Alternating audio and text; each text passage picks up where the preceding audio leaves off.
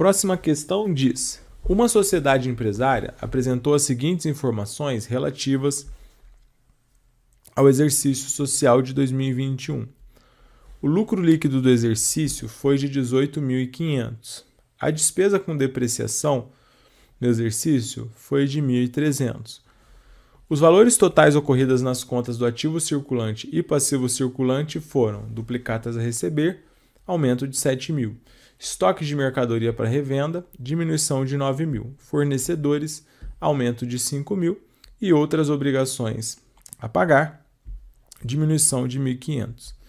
Recebimento do valor de 2.000 referente à venda de item do ativo mobilizado, sem ganho ou perda de capital na operação. E pagamento do valor de R$20.000 relativo à parcela de financiamento realizada em 2019. Considerando as informações apresentadas e o disposto na NBCTG 03 DFC, é correto afirmar que a demonstração dos fluxos de caixa em 31/12 de 2021 evidenciará uma variação líquida de caixa e equivalente de caixa D. Então aqui você tem que simplesmente fazer a demonstração dos fluxos de caixa. E como é que você vai fazer a demonstração dos fluxos de caixa? Você sabe que a DFC ela tem 3 fluxos. Tem o fluxo operacional, tem o fluxo de financiamento, tem o fluxo de investimento, correto? Então vamos começar pelo fluxo operacional, tá? Quando você pega esses 3 fluxos e soma ou subtrai um dos outros, você encontra a variação de caixa e equivalentes caixa, tá? Então o que nós temos? Como que você começa o fluxo operacional? Eu vou partir da premissa que você já estudou DFC lá na escola contábil, lá no CFC de AZ. Em menos de 2 horas você domina esse tema com a teoria e com as questões, tá? Então, o que você precisa entender? O fluxo das atividades operacionais, ele começa pelo lucro líquido do exercício, que aqui no caso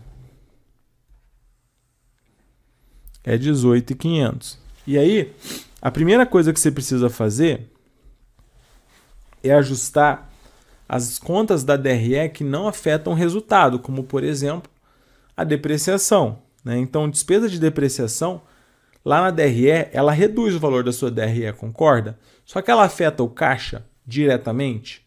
Não. Então, o que você faz? Como ela reduz a DRE, mas ela não afeta o seu caixa diretamente, o que você tem que fazer com a depreciação? Somar, tá? A depreciação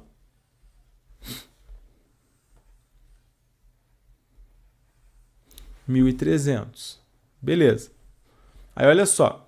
Então acabou em relação ao ajuste do lucro e assim por diante, tá?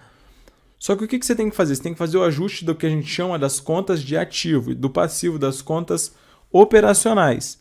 Então o que você vai fazer? Você vai olhar lá para o balanço, ver quais são as contas relativas à operação da atividade, estoque, duplicatas a receber, aluguéis a pagar, impostos a pagar e assim por diante.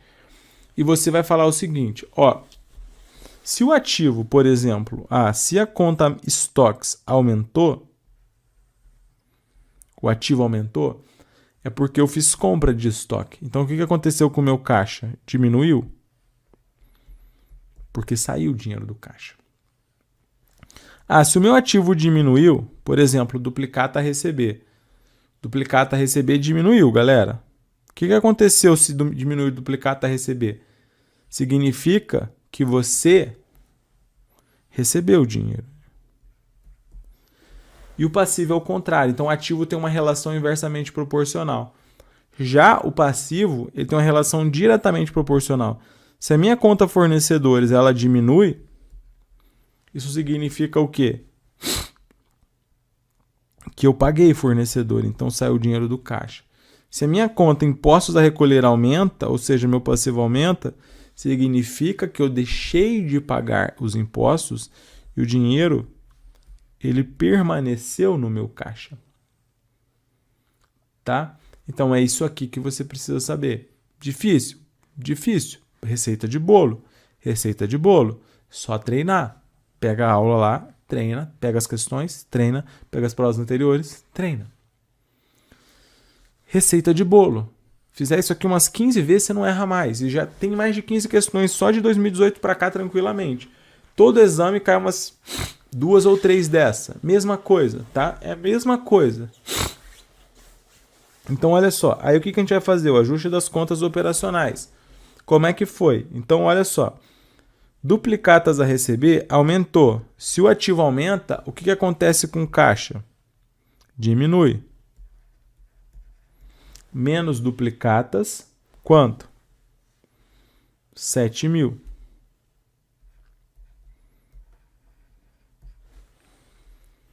Estoque. Estoque diminuiu.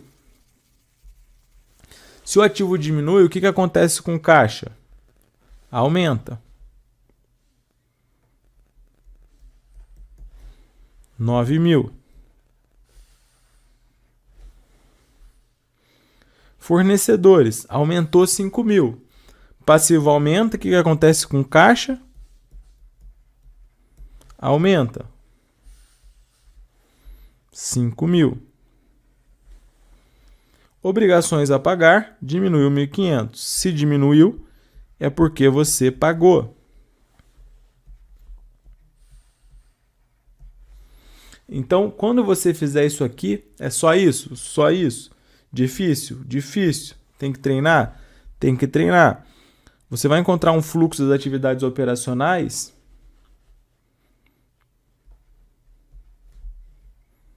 de 25.300. Só que nós temos outros dois tipos de fluxos, né?